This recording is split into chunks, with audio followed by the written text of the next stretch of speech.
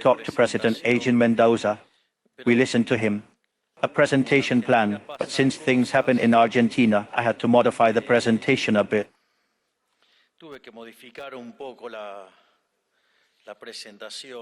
And I want to start the presentation with a phrase from the former president of the nation, Cristina Fernández de Kirchner. Con una frase de la expresidente de la Nación, Cristina Fernández de Kirchner, who says Argentina is that strange place where even the obvious must be explained. So, given the aberrations and inconsistencies that her letter has today, and all the damage it has caused Argentina,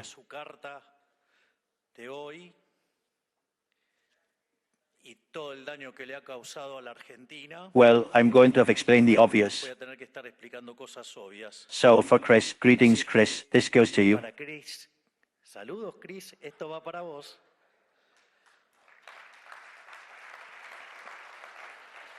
In today's talk, I'm going to explain the approach we have taken to eradicate inflation in Argentina. De hoy, básicamente, sobre lo que voy a explicar es cuál es el enfoque que nosotros tenemos para terminar de erradicar definitivamente la inflación en la Argentina. And that implies a description of initial conditions, a diagnosis, and a design of monetary policy. Therefore, the ideal is, as Friedman said, first the data.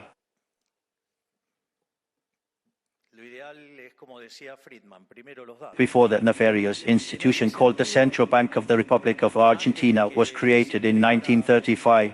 Esa nefasta institución llamada Banco Central de la República Argentina.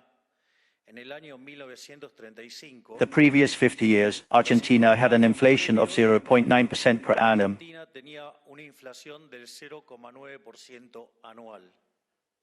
Then, in one of the greatest loopholes in the history of Argentina, in one of the most colossal scams that have been committed,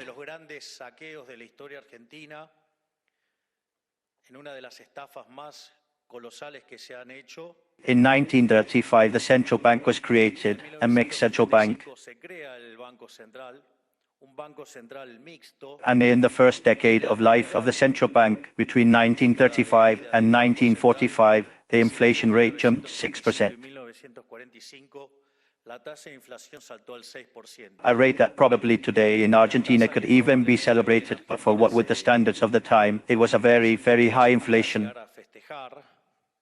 Pero para lo que eran los estándares de la época era una inflación muy, muy alta. But as that did not reach us, with this of having a mixed central bank, in the year 1946, the central bank was nationalized. And from then until 1991, the average inflation in Argentina was 240%. In the interval, we had two hyperinflations, even without having a war, and we added 13 zeros to the currency.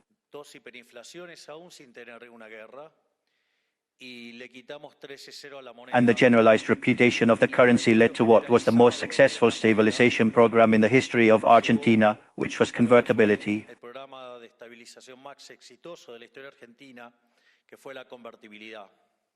Although between 1991 and 2001 the average inflation was 9%, it is true that this level of inflation was concentrated between 1991 and 1992.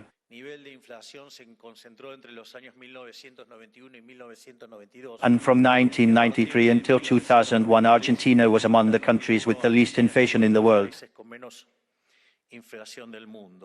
Later, when the state was left without funding and fell into default, instead of trying to put our accounts in order, they decided to scam us again.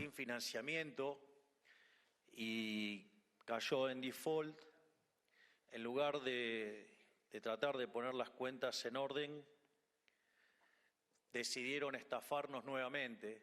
In fact, if you look at the bills we had at that time, it said convertibles of legal cause, and today they are not. It does not have that designation. Decía convertibles de curso legal, y hoy ya no lo son, no tiene esa consigna. That is to say, they do not have the backing that those bills had. The political cash scandals again, but they did not say that this time it was going to be different, and it was not different at all. o esta vez va a ser diferente, y no fue diferente en nada. I am going to round out the numbers, I warn you, because later they will start with a number, the comma, I do not know what. I have been warning you for a long time that I am going to round them up. If I take the average inflation of the first period of the Kisa regime, let's say with Néstor Kirchner the head, the average inflation was 10%. Periodo del régimen kirchnerista, digamos, con Néstor Kirchner a la cabeza, la inflación promedio fue del 10%. In the second period of the Kisa regime, that is to say, in the first presidency of Cristina Fernández Kirchner,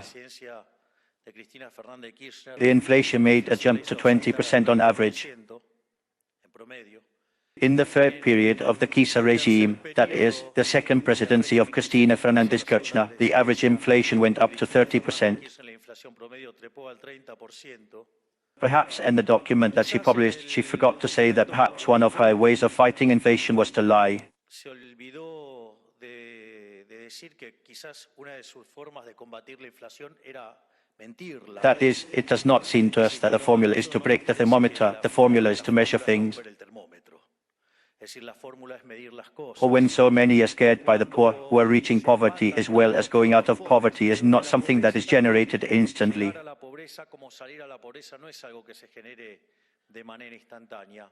It takes time, it demands genuine economic growth.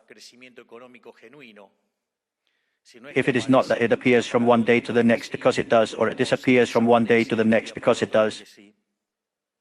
And among other things, as the poverty index bothered them, they considered it to be a stigmatizing measure and decided not to publish it anymore.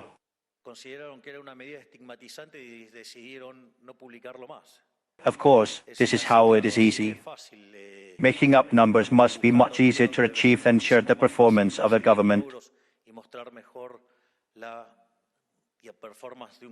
Well, it is not the way we have decided to proceed. We have decided to tell the truth because we prefer to tell an uncomfortable truth rather than a comfortable lie. If you want to make criticisms, start by making a self-criticism that is costing the country a lot of money, which is for having lied about the numbers or the disasters as they did, for example, with the case of GDP, which is also going to cost us a lot to all Argentines. But not only that, during the Macri period, the average inflation ended up climbing to an average level of 40%. So it is not a matter of inflation appearing now. In fact, Mr. Alberto Fernandez, the autocrat, basically went with an inflation of 210%.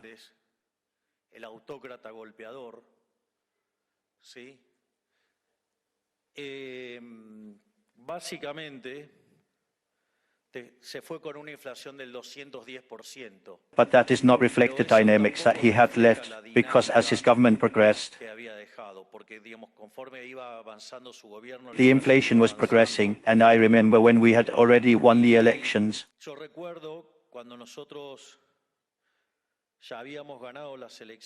And we were doing and finalizing details to take office.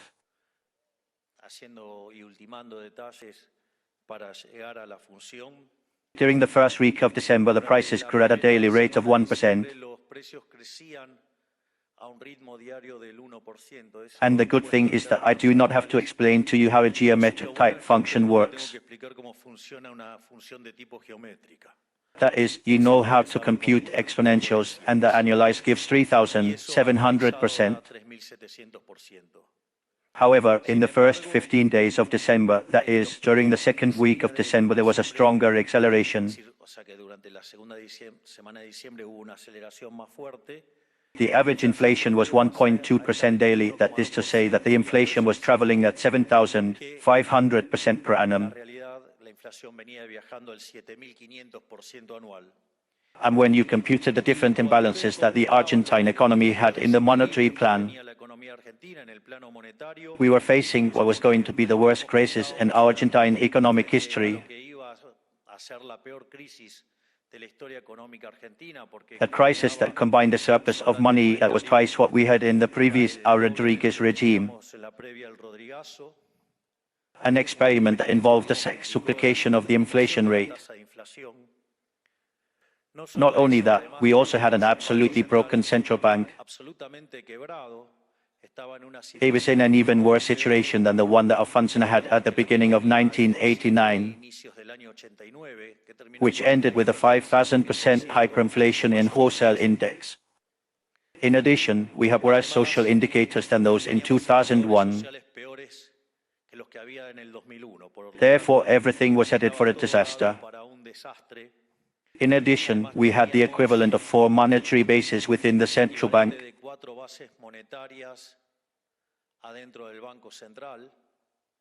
But in remunerated passives that generated the creation of endogenous money, we had $90,000 million in equivalent pesos.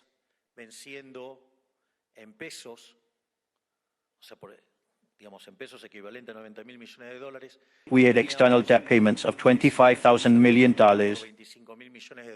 where most of it was with the International Monetary Fund. But the program was in default because the previous government had not fulfilled anything. Therefore, inflation was not generated by us. It was generated by these 20 or so years of wild populism. The reality is that we describe what we inherited, but we do not complain about it. Because we will also be sincere, in normal conditions of pressure and temperature, a libertarian liberal does not win the presidency. Therefore, we are clear that the conditions under which we were going to arrive were going to be on the verge of total collapse. In that sense, for us, it was fundamental.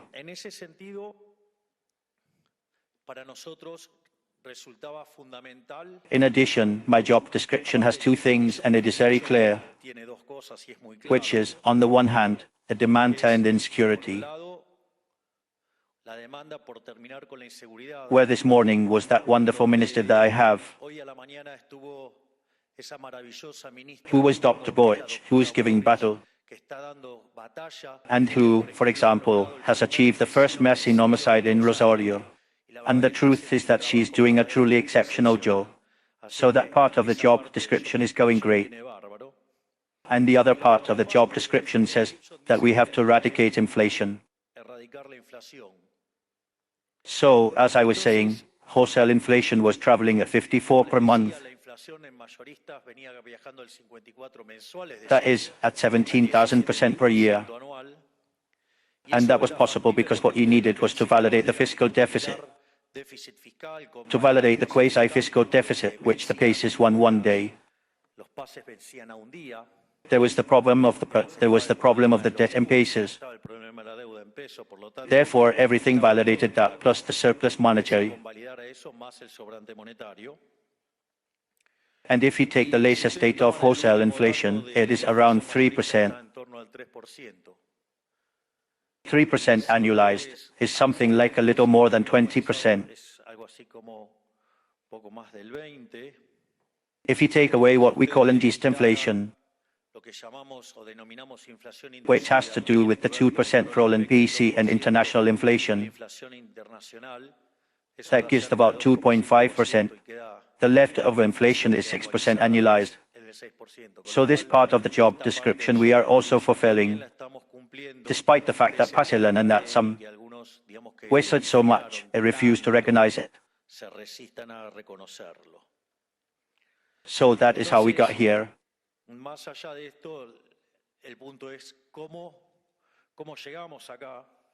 And now I am going to make a small introduction of monetary theory, which I hope that Chris takes out the notebook and pencil and notes. That what you have next to you will not help you at all, because they are the ones who generated this disaster. Basically, for one to have a diagnosis, they have to have a good theoretical framework. He has to understand what he is talking about, because if one does not understand what he is talking about, that of being betting on a type 2 error is not something that works recurrently. A type 1 error is to do everything well and that it goes wrong. A type 2 error is to do everything wrong and that it goes well. And it is clear that the theory won the cast by scandal. escándalo la casta. in terms of inflation being a monetary phenomenon. Es un fenómeno monetario. Now, to understand the nature of what inflation is, De lo que es la inflación. inflation is the loss of the power of money. Del dinero. That is a clearly different definition than a general rise in prices. Que es a la suba generalizada de los precios. Because I free you, inflation is the loss of the power of money. The loss of the power of money means that there is an excess problem of money supply, and the problem is in the central bank. If you think that in the general price rise you are going to blame the price holders, that is to say, then you are going to do price controls. It is a tool that for 4,000 years we have evidence that it does not work. So we have to understand the nature of money. Because clearly, I ask you for forgiveness for having to explain this. But clearly we have to explain the obvious. The Colossus who is here, who is Federico Senega, and what you have to deal with the caste. Look, I thought that before believing that a central bank had to be eliminated. I thought that there could be a central bank, and especially when, without a doubt, one of the most talented economists in the world was in charge of a central bank with a truly exceptional grit. After what I saw what they did, I lost all hope, and I decided that the best thing that can happen is not having a central bank. But I will also explain that now. In that sense, what one would have to explain is where the existence of money comes from. So, what is the economy like when it does not have money? Well, it is a barter economy if you exchange goods for goods. Now, if you have a barter economy, you basically have two problems. One is the problem of double coincidence. That is, you have to find someone who wants the good that you have to sell. But at the same time, that person has to want the good that you have, which obviously raises a huge problem that causes a lot of transactions to be lost, with which there is a huge problem. And the other problem is the one of invisibility, because it may be that I want to eat bread, and the bakery in the corner wants an economic talk. But the problem is how many kilos of bread. I mean, obviously, those who, prior to being president, said, well, a few kilos I couldn't eat. So that raises a problem of invisibility, because perhaps what I would do for a kilo of bread at the conference is useless.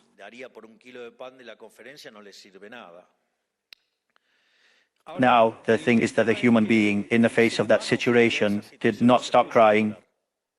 And he didn't call either, I want to go to the state. He didn't call the state either. What did he do? He found the way around, he solved it. He looked for the way around and he fixed it somehow. And one of the things that human beings discovered was that there were goods that were exchanged more than others. So they began to buy those goods that were exchanged much more.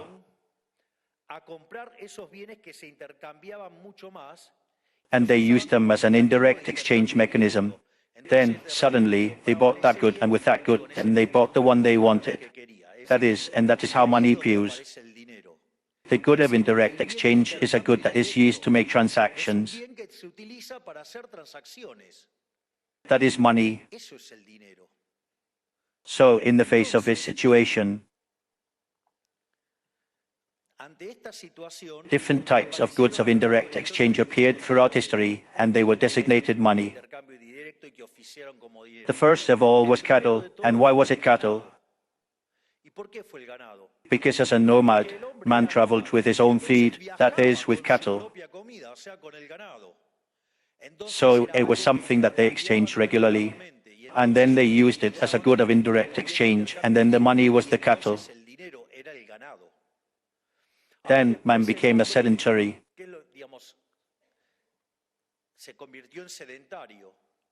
And when he became a sedentary, one of the things that he ate with greater depth, so to speak, was bread. Then they noticed that many transactions were made in wheat, muchas transacciones en trigo. Then, later, we became the currency. Se convirtió en moneda. So, we have different types of currencies. We have, for example, linen, coffee, tobacco. In fact, there is a very funny phrase by Milton Friedman, who talks about hyperinflation in Germany. And they say that the nails were used as money and whiskey was also used. Sorry, not cognac. So, he said that it was the most liquid definition of money he had ever found in his life. In fact, if you look at the motives of many years of prisons, what was the money? Cigarettes. I mean, what did the prisoners ask for? They asked for cigarettes. Did they suddenly start smoking? No, they used them to exchange inside the jail.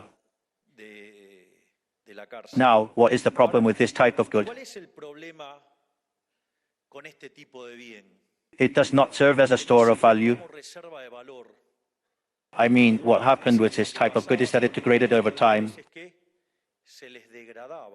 So, it's like having... Chris, note that I'm giving you another lesson. It's like having a negative interest rate. It's like ice cream. You have an ice cream. As time goes by, it's worth less. That's a negative interest rate. And in fact, what you have to understand, I can't tell you the price of the money, ma'am, because the interest rate exists regardless of the existence of money. The interest rate exists because time exists. The interest rate has to do with the mechanism of passing consumption over time. In other words, saving, which is future consumption, is a way of passing consumption over time. So, those who are indebted are the ones who advance consumption, and those who lose are the ones who defer consumption. And that is independent of the existence of the central bank. The interest rate has to do with the relative price of the present assets compared to the future assets. It has nothing to do with a monetary issue. It exists because time exists. Otherwise, there would be no interest rate. It would be a mess that has no explanation, like the case of Keynes' general theory. It's a mistake that we've been dragging around for a long time. But then, to try to preserve the value, we went to the metallic currencies. That's how gold, silver and bronze appeared. Gold was used for large transactions. Silver was used for smaller transactions. Probably the best-known currency of silver was the dollar, which is the dollar today. And in that sense, there is also another problem, which is the problem of portability. So, I made the example of the fox, so that the problem could be seen graphically. Then they started with the story of the fox, Robin Hood, the version of... I don't know, I talked about the version that I saw on the television of Ly Williams. I don't know the other versions. So, what I said is that, strictly speaking, I loved that version of the Robin Hood, because it's a real anarcho-capitalist. Because the fox, what did it do? It fought with the bad guys who robbed the merchants, and it fought against the soldiers. This is very interesting, because this is what surprises me. Because instead of capturing the abstraction, they say in the small letter, well, that's why we are as we are. Or maybe it hurt him so much. It darkened his thinking. Having said this, but Cristina was not speaking.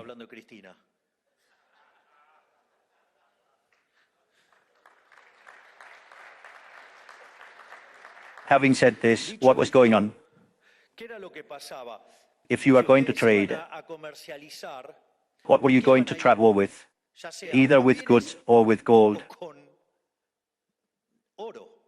So it's like you were carrying a sign on your forehead saying, I have gold, come and rob me, come and rob me. And what did the criminals do? They were going to try to intercept those carts because it was a criminal without an archer. There was gold there. And in that sense, what is interesting, that the Robin Hood fox was fighting against those criminals. Why? Because if they didn't get to the city with the get, then they had a loss of capital.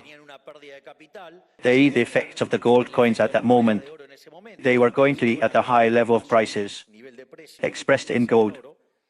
And in that sense, what happened is that no one was going to bring them goods again. So it's as if they had closed the economy, with which they would have had a huge loss of well-being. So the Robin Hood fox was also a social benefactor, because it protected the rights so that the thieves wouldn't steal from the merchants. So it was also a supporter of the free trade, very liberal. But on top of that, it was fighting against monastery and others. So it was fighting against authority. It was fighting against the issue of tax payments. Therefore, the fox was a capitalist. No doubt about it. I mean, it could also be a capitalist, this time against the state, and be like the top of the state that comes to break it. Of perhaps what decent is to have low public spending by 30% only after the war, and there are no such great experiences. Having said that, then what did appear? Money or paper. Then you left the metal. You left it in one place, and then you went and paid with a certificate. Obviously, it wasn't missing. The one that made the birla and issued the certificate, without having the gold, the silver behind it. Well, obviously, it ended up in a couple of revolts. But the state that did it said, now I'm going to do it. And that's how they ruined our currency. So, and that's where the problems of society begin. And central banks are a relatively new invention. But here, the important thing, that we're going to pass your badge here, ma'am. Money is an indirect exchange property. I say that the future of history has turned it into a paper that is falsified by the central banks of the world. That's another problem. That's the great scam of history and humanity. That is called the central bank. But money is an indirect exchange property. And why is it so important to emphasize that it is an indirect exchange property? Because if it is an indirect exchange property, it means that it is a derived demand. I mean, let's see, guys, whose you are thinking of accumulating what currency, stake it to the wooden seat? I mean, it would have to be pretty stupid. I mean, on the other hand, it doesn't buy anything. I mean, it only buys here a fiction, which is the visualization that one makes. Or someone ever thought that the amount of ink in the dollar bill, as $2, of 5, of 10, of 20, of 50, of 100, is the same. The only thing that changes are the drawings. But there you are, making a mental representation of that. So what we have to understand is that in the end, the demand for money is a derived money demand. Why did they demand money? To demand goods. They don't eat money. They don't eat it. No. Take out a bill and try to eat it. But they don't eat it. So in the end, the demand for money is a derived demand. It's a mirror demand of the demand for goods. And this is interesting, because if it's a mirror of the demand for goods, all the macroeconomics books that say that the demand for money is a function of income and the interest rate, in reality, the demand for money depends on consumption, and obviously it depends on the intertemporal path of consumption. And if I want to take out the fact that it's depending, why am I dying? Where to put the income Because if I'm building a general equilibrium system, my income comes from a sale of leisure in the labor market, and it comes from the participation of the benefits of the companies. Therefore, I don't have to put the income. That's an aberration.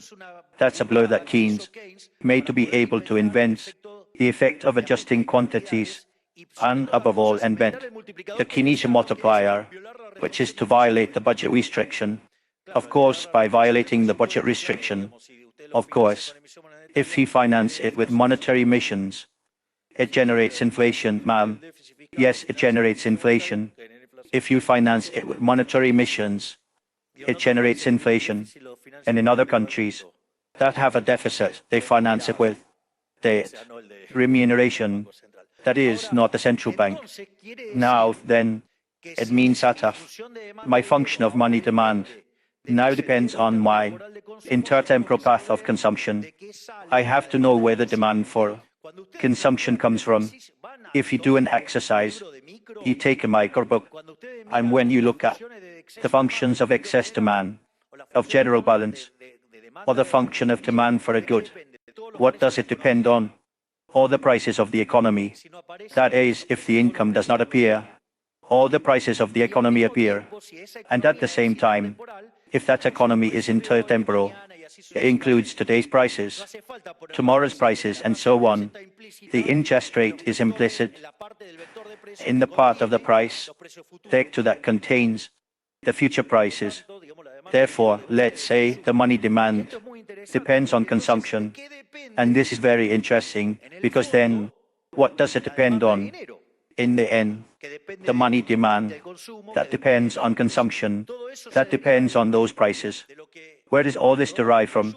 From what Robert Lakers Jr., in his last lecture, said. The profound parameters, and the profound parameters that are the function of utility, that is, preferences, technology, donations, and the type of economy that I have if it is a private property economy. Let's say, therefore, all those parameters are given. Therefore, in normal conditions, without someone shaking the economy, emitting money like a rat, path of consumption would be determined by these parameters, which have profound parameters that are given. Therefore, the classics were not so stupid when they believed that the money demand was granitic. Yes, of course, in normal conditions, pressure and temperature, it is something solid. In other words, if preferences do not change, the technology does not change, the donations do not change, and their intertemporal consumption vector does not change. Therefore, is the demand for money is a granitic structure, the real demand for money. What does that have to be equal to? To the real offer of money. Did you see that Muhammad Ali, or Cassius Clay, as they wanted to call photographers, if he said, "Get ready, the knockout is coming. Take the picture because another knockout is coming for," this says Cristina Fernandez Kirchner. If the demand for money is a granitic structure, this is the real demand for money. This has to be equal to the real sales. The real sales are the nominal amount of money over the price level. Therefore, the price level will be given by the amount of money that the central bank offers over the demand for money, which is this real demand for money.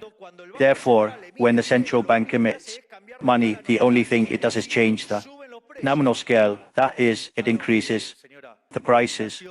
Note that inflation is always and everywhere a monetary phenomenon generated by an excess of money supply, either because money is emitted or because the demand for money falls, or both things happen. In fact, I'll tell you more. If you can get up, I'll tell you more. Come on, I'll give you back.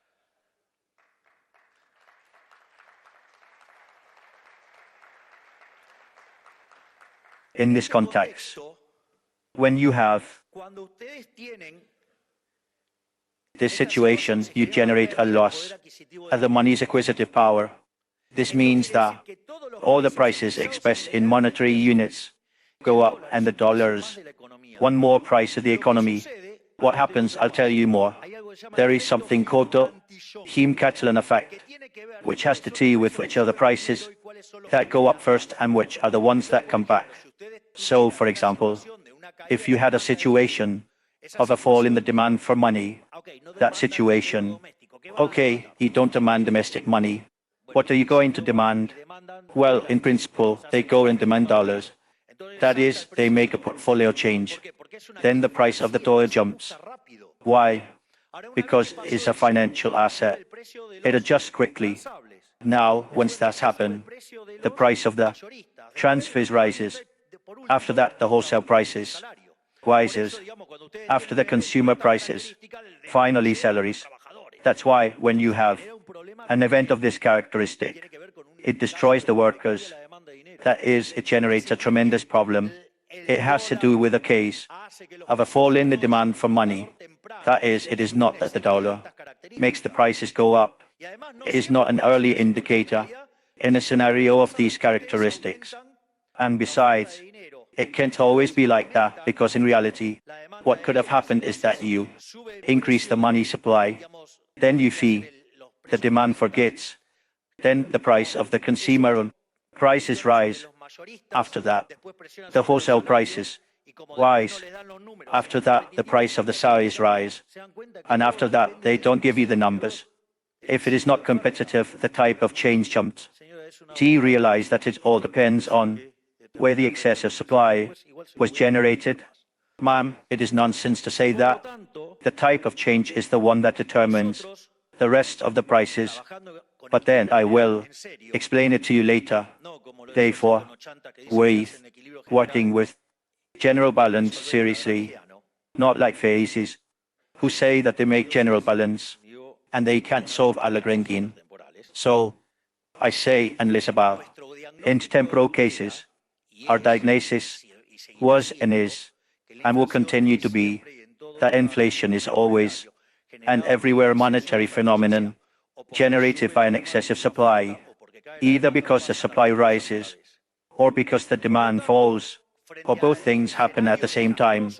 Therefore, in the disastrous scenario we had, that we were going to an inflation of 17,000%, with which the GDP fall would have been monstrous, and the number of poor would have been more than 90% of the poor, and more than 50% of the poor. That is, we would have replicated the case of Venezuela without a doubt. So our first fundamental idea was to end inflation, to attack inflation. I told you that during the campaign. I said that the monetary policy has a period of 18 to 24 months. I say that because it seems that to speak in Sanskrit. So they are all very in a hurry, and suddenly it is 9 months. Go and see my files, not the edited ones.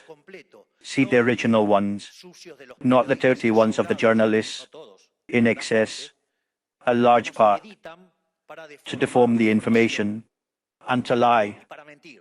So go and see the original videos. They are there. So if the issue is to stop the monetary emission, how did we stop the monetary emission? So one of the sources of emission that existed was the financing of the tax deficit. When we reached the consolidated tax deficit between the Treasury and the National Treasury, there are 15 points of the GDP, where 5 are in the Treasury and 10 in the central bank. Therefore, the task, the central bank, and the finance secretary had in front, and I have the honor of having it, the giant of Pablo Kircher and Vladimir. Hear him in here. They have been great architects fixing this problem. We had to attack those two sources of money creation. So what we proposed was the deficit era. I remember that during the campaign I would appear with a chainsaw, and they told me that I was crazy because I was campaigning with a chainsaw. In fact, we had broken the agreement with the International Monetary Fund, which was a huge problem to resolve. para resolver the broken agreement, el acuerdo caído. and in that context, Y en ese we decided nosotros to give to the decidimos fund ir al and show fondo y mostrar a plan of un plan de deficit era. déficit cero. The fund El was fondo kind enough for us utilizamos to fulfill tuviéramos the goals las metas of the previous government. del gobierno anterior, Wait, ma'am, donde señora you all usted criticized their criticará ese government, gobierno, pero usted era that parte. you were also part of it. So, Entonces, in that en ese sense, sentido, we had nosotros habíamos proposed a planteado deficit era. Obviously, obviamente que this is during the campaign. durante la campaña They said it was impossible, imposible, que éramos that we were incapaces delusional, y no sé cuántas cosas and I más. don't know how many more things. El The fund with which we could fulfill the program that was in default by the disaster of the previous government was enough for us. We proposed the deficit era. It seemed something very ambitious because it implied an adjustment of 5 points of the GDP in the Treasury. And despite the fact that in the last 123 years, during 113, we had a fiscal deficit only in 10 that we didn't have. We were in default. It was the first time of these last 123 years that we reached the deficit era, but we didn't do it in 1 year. We achieved it in the first month of management. While that's management, obviously, all those who said it was impossible to do this, those who failed, we can't leave throughout history, and he should call themselves silent because they are part of the damage and destruction of the Argentine economy. They should have a little more humility, a little more confidence, a little more humility, or at least self-criticism. So, what happened? We ended up making an adjustment at the public spending of more than 30%. So they started to say that it was because we didn't pay, because we made year the numbers. But everything they said, the same thing that the lady says here, is far and late with those comments. Those comments were made in January, February, March. Today no one raises those arguments that belittle the task that we have done. And clearly, today it is understood clearly that this is a rule of monetary policy that came to stay, and that say now will go to the Congress to present the budget based on the law of deficit zero. And there, meant that we stopped issuing to finance the tax. Now the fiscal quasi was generated endogenically that had to do with the retribution of the paid pesos of the central bank, and that generated 10 points of fiscal deficit, quasi-fiscal.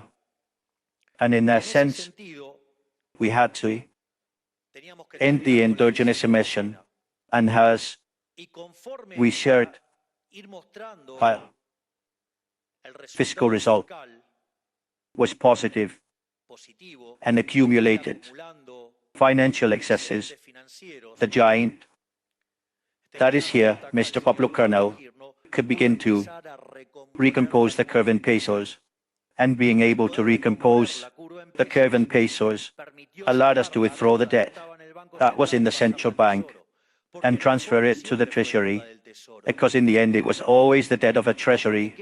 Because what was, for example, what Kaiserism did, it emitted money with fixed exchange lost reserves.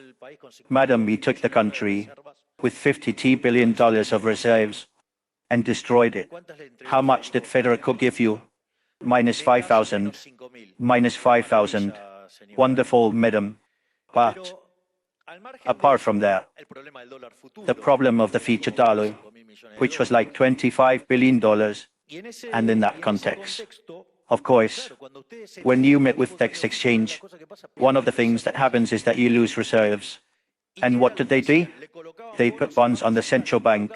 They put the bond on the central bank, more than $100 billion. A real scam. And that's how they took the dollars.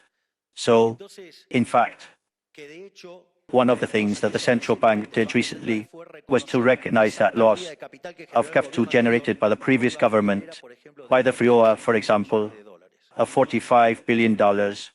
Not only that, but when we started doing this, nobody believed that we could fix the problem of the fiscal quasar. Moreover, madam, you at one point complained that the real interest rate is negative.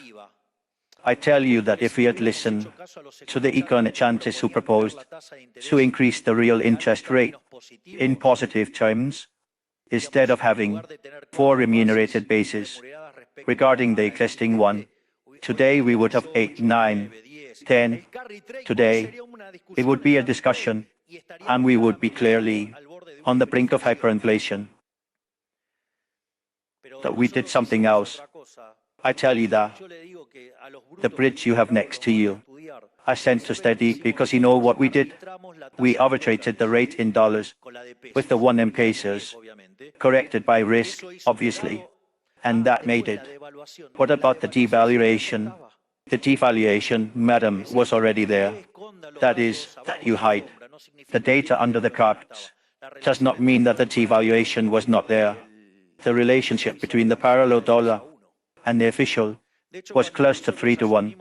In fact, when we assumed the parallel was around 1300, the day it was at 1240. Oh, how the breed suffer.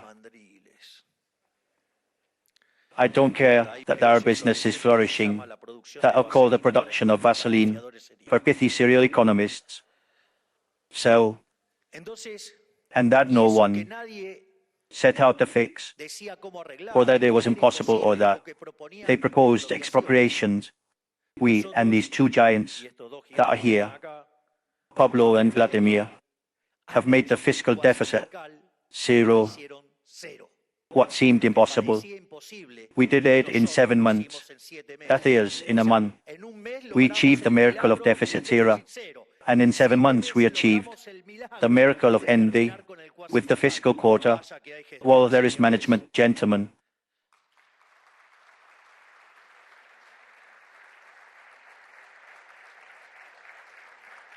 However, it was not the only bomb that the previous government had left us. It had also left us the problem, the bomb of the puts, something that the previous government did as a fiscal deficit, and the International Monetary Fund decided to do it with a big eye. And since the banks did not want to finance the treasury, they preferred to do it with the central bank. The puts appeared, but of course, countably, the puts only goes through the contingent, not through the contingency. But of course, in a scenario of macroeconomic debacle, that was in the money. And obviously, when we announced the part of the monetary program, which is access to man zero, it was stopped from issuing for the fiscal. It was stopped from issuing for the paid pesos. And we were going to a phase in which it was only issued by external sector. And we were sitting at the table with the banks discussing the issue. Other parts, the macro bank went and issued the equivalent of $2 billion. I mean, I want to know how many times in its life did they see that Argentina was attacked by the equivalent of $2 billion in one day, and the economy resisted. Another miracle. I mean, there is more force in the century than we think. In that sense, we could also take forward the issue of the pots. And in the face of the possibility that another situation of macro instability was generated, was Minister Caputo. He will be remembered in the textbooks as the best Minister of Economy and History. We decided in conference with Santiago Bossoli to go to a deeper stage of monetary policy, that is, to get to the zero-emission regime. Basically, the problem was that we, let's say, following the tax specs, got that the purchase of dollars was caused by demand of money, and therefore, if the demand of money was caused by the supply, that does not generate inflation. However, one of the things that was not in the textbooks and that we discovered is that when there is control of capital, which is necessarily true, what happens when you have free capital mobility, and if you want to make transactions in pesos, you go with your dollars and you buy the pesos from the central bank, and with those pesos, you have a real operation. Therefore, in that case, it is demand of money, and therefore, in that case, there is no inflation. The problem is that when you have CFO exchange controls, which we basically have to fix a problem of stocks that the previous government left us, that is to say, I did not stop being liberal libertarian. What happens is that I am liberal libertarian, not liberal libertarian. So I also understand the economy as problems of stocks and flows. So if I had a monetary policy for one day, if I had savings in pesos for the equivalent of $90,000 million, if I had $50,000 million of debt in the Sierra, and it is as if I did not disarm that bomb. It did not end well. It ended quite badly, which I understand is what the previous government wanted, that we act as libertarians, that everything was set on fire. And by January, let's say, after the sale of the supermarkets, another Paranist liturgy, they could return and definitely kill any kind of freedom. In that sense, we took economics seriously. That is, we did not pioneer economics in the textbook. So, in fact, what happened in terms of interest rates is a great triumph that we have also had in terms of economic theory, because what did the economists tell us? That we had to raise the interest rate. If we had raised the interest rate, the balance of the central bank would have exploded. In this way, having jumped the type of exchange to a level similar to the parallel exchange corrected by the country's tax. In that context, what happened? That the interest rate in dollars arbitrated with the one in pesos, but the one in pesos meant being negative in real terms, and that also allowed us to liquefy the stock of passives. So that you learn in monetary theory, it is not only a matter of looking at flows. The stocks are also looked at. And sometimes a problem of the stocks is much better than one imagines, because in fact it generated a quasi-fiscal deficit, which was twice the fiscal deficit.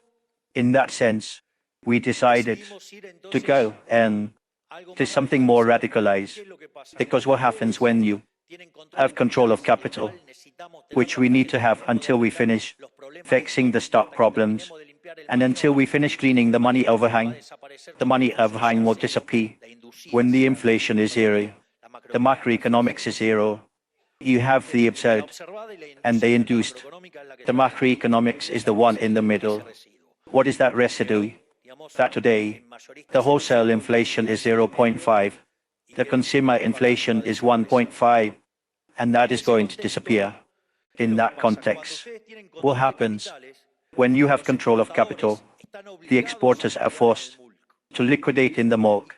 And what is the problem with that? That the exporter is not necessarily buying money. What we do know is that he is selling dollars. And notice that when you have control of capital, and control of capital, wanting to buy money is not the same as having to sell dollars.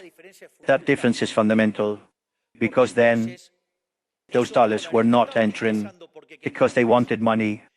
These dollars are entering because there is regulation that imposes it. Then that generated an expansion of the amount of money beyond demand, and that is why inflation persists. That is why inflation persists, not because there are indexing mechanisms, because there is inflationary inertia. No, because this happened, because it was emitted more than what was demanded. So to correct this, we went to a deeper phase of the program, which is their emission. And it is not intervention, because the level of net intervention falls, because if I am liquidated $3, to put it in some way, and they made for $3, my level of intervention is $3. Now, if I have a gap and I return dollars so that the weights are constant, I suppose with the gap of 30, I have $1 left in the central bank, and I return 2 to the market. I am not intervening, I am doing that the amount of money is constant. Or what other way does it occur to them? What do they want? That they sterilize and pay interest rates again? Again? Tips. Pseudophilic. The intervention went from 3 to 1. Therefore, in this equilibrium there is less intervention, and it is much more similar to a free market equilibrium than to an intervention equilibrium. Why? Because when there is no intervention, zero intervention, what would it be like? The type of change is free. The variation in the amount of money is zero. And there appears another issue, the one now. The central bank does not buy dollars. That falls into default. Can it be that we are so rude? I mean, mobility is so great. I understand that. The doctor says this because she's not an economist. She's supposed to be a lawyer, but she does not show us her title either. That she was a lawyer. It seems that she does not know that. She is not part of her education. How do you think the delirium, that debt, has to be paid with dollars bought buying the central bank in the market? I mean, what you are saying with debt is that they are going to go. They are going to remit money to buy dollars, and those dollars, the state, the treasury, is going to hand over the dollars, is going to return them to public titles, with which they're swindling them back, and they're swindling them with their own bribery. If you want, let's say, a more rudimentary version, easy to understand, although incorrect, the inflationary tax. So, what are you telling me? That I have to annihilate Argentinians with the inflationary tax to pay the debt? No, guys. The debt is paid with the tax surplus, not like an idiot buying dollars in the market and emitting money. That is the only thing that generates inflation. So for dollars, to pay the debt are bought with the tax surplus. What are we doing? And then I want to go to a question of a discussion of endogenous money, because it is incredible. The lady says that the type of change is the one that determines inflation or prices, or if you want, devaluation determines inflation. And man, I tell you that is to apply the PPP and say that the domestic price is the international price for the type of change. I tell you, lady, that this is consistent with the quantitative theory. In fact, you know what? A man named David Hume, who was later taken by Adam Smith and was taken by the classics. Therefore, far from being contemplated, insight. If the domestic price level is determined in the monetary plan by the money supply divided by the real money demand, and that applies the same in the world, the type of change that is given by the local price divided by the international price means that it is given by what are called relative monetary conditions. I tell you the story. The local supply is divided by the international supply. The international demand is divided by the local demand. So if I say conditions of the world are given to us, if the amount of money rises, or if the demand for money falls, that impacts the prices, but it also impacts the type of change. We realize that they are not even consistent in what they say. In fact, it is also interesting to discuss that model, because, and then, what do they say? Well, the problem of inflation is a lack of dollars. I total nonsense. Inflation is always and everywhere a monetary phenomenon. Of course, they start from this idea that the local prices are the type of change multiplied by the international one, and that the type of change is determined by the excess, let's say, is going to be moving with the excess demand of debts. So, the solution is to export more if there is more demand for goods. It is strange. What is the other solution? To default, to restructure.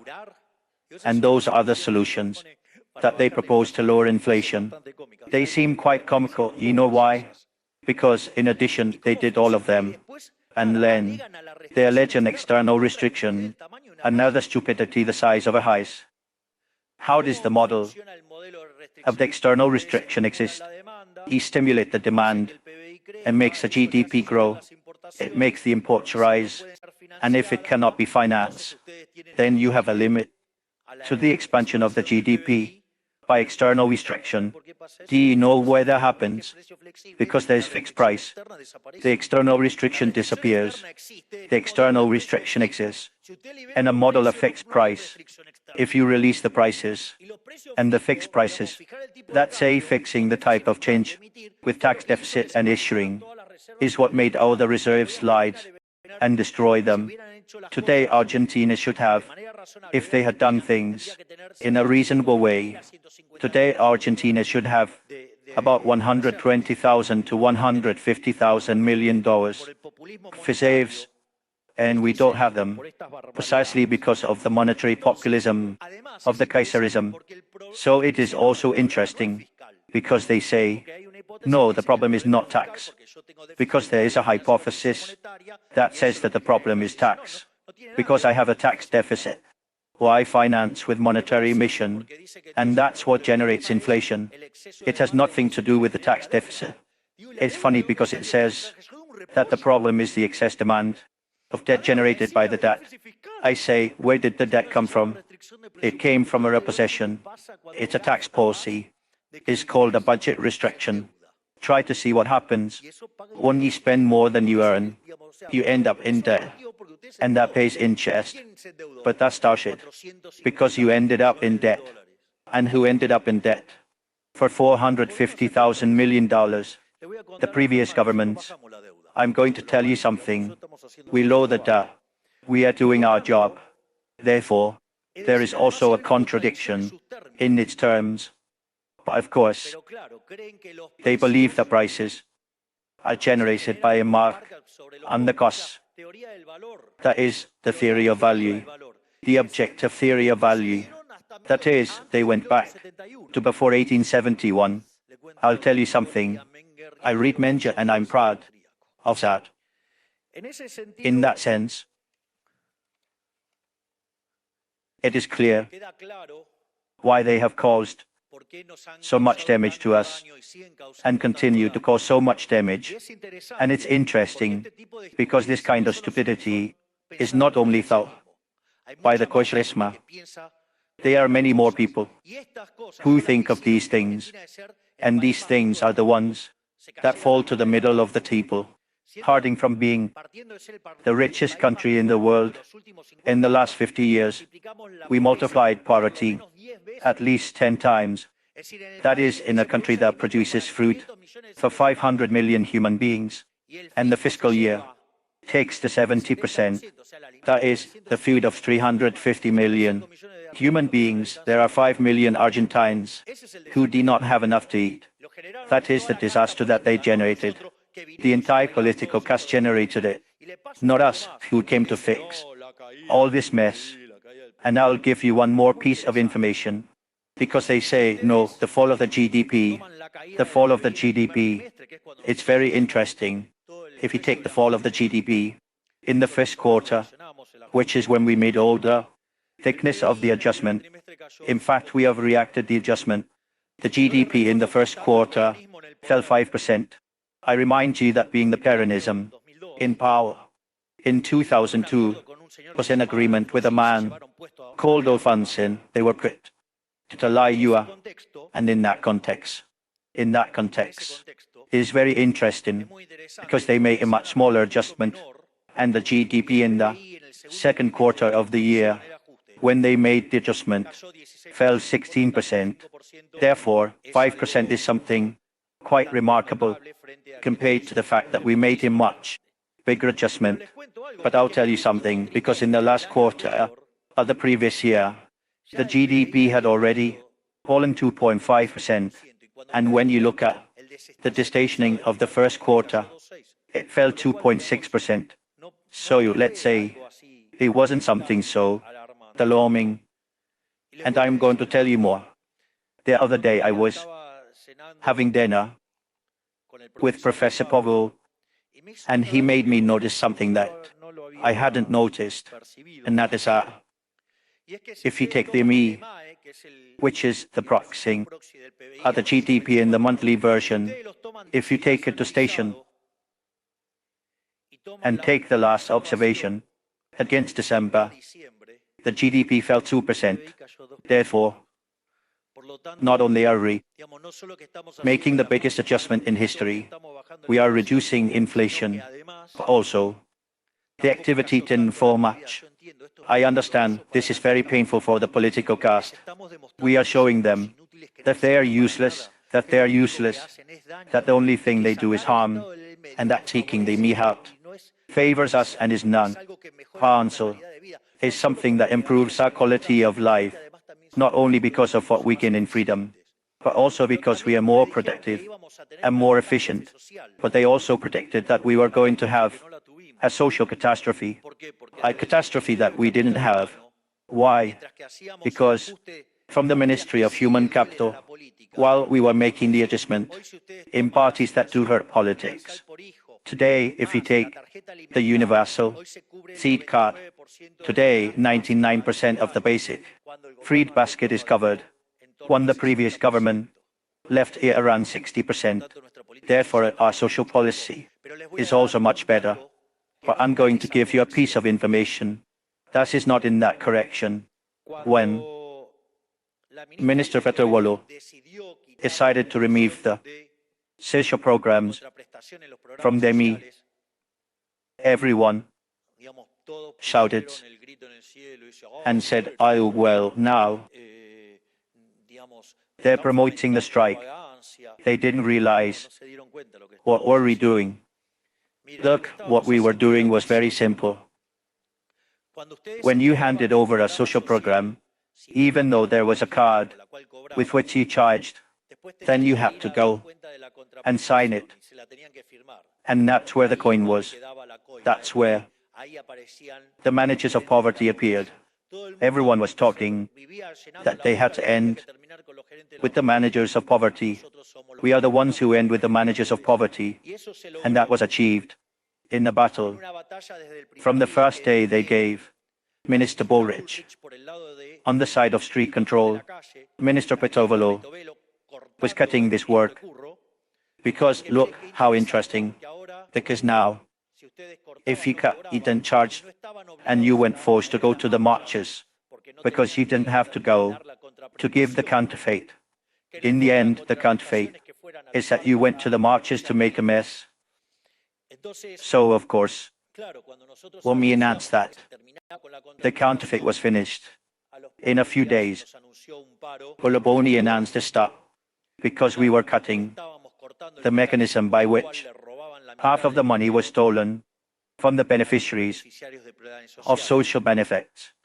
And at that moment, he said that 50,000 people were going because, of course, he thought that 100,000 were going, and he showed it as a success. And the truth is that nothing more than 3,000 ended up going. There were more effective policemen than people, and that allowed us to win the street. And also, you have three types of war. You have the war that is against stocks. The one that finishes the bullets first loses. In some way, there is one that is flow. Let's say there is a spine, because it never ends. But there is one that is stuck in flows. The war that was being waged by the pickets and all the social flow was flow. That is to say, the state itself gave the money to those who broke things. And what did they say? That it was impossible to end the pickets. What did we do? We cut that cable, and it was a battle between flows, the state, and the pickets. Stocks were finished, and the pickets were finished. 4 months ago, what seemed impossible, we have been without pickets for 4 months. What management?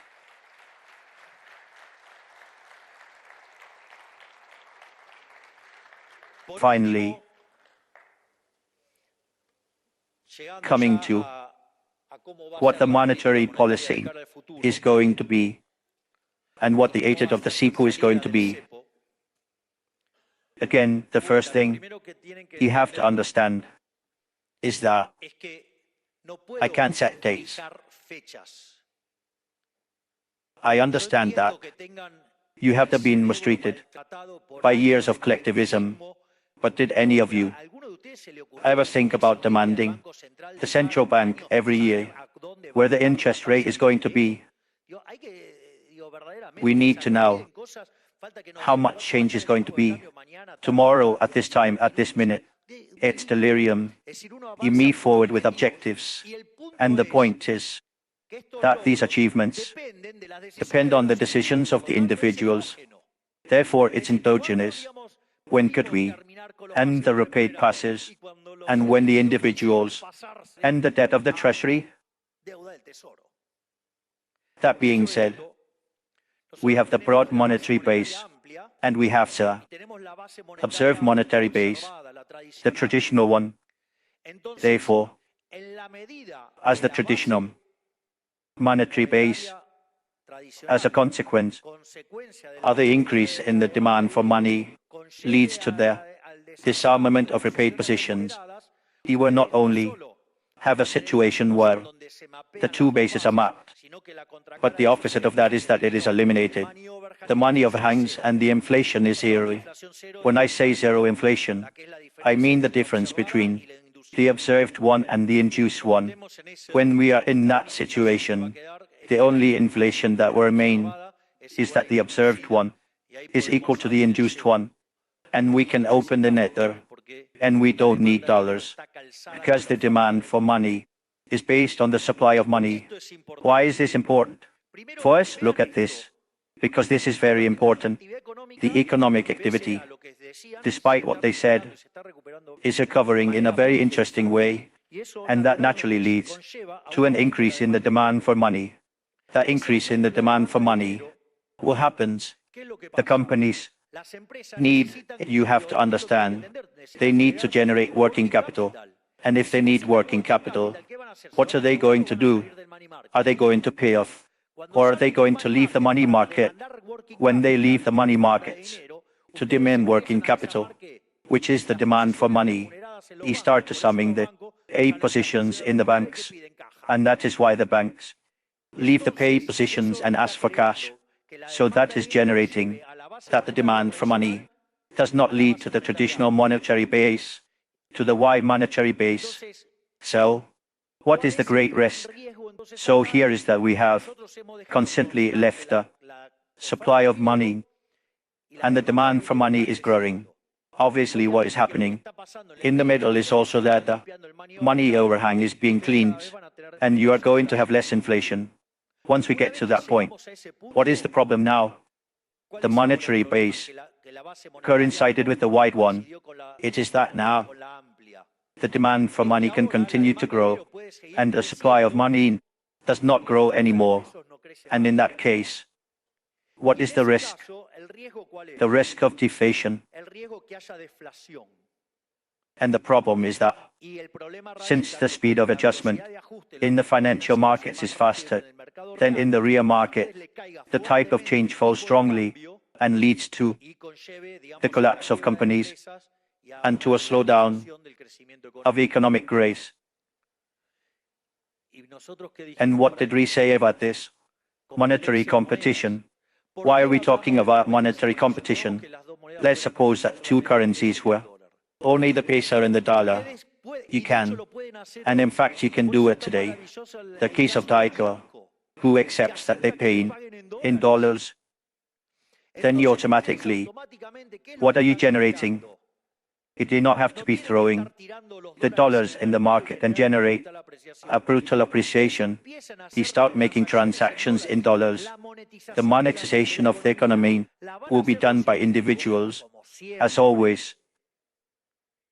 And they will do it by putting dollars and making transactions in dollars. And what is the interesting thing about this? That the amount of peso will continue to be fixed, that they will have a type of market change that will not experience a jump because supply and demand of dollars is mapped. And as there is more economic growth, there will be more dollars regarding the pesos.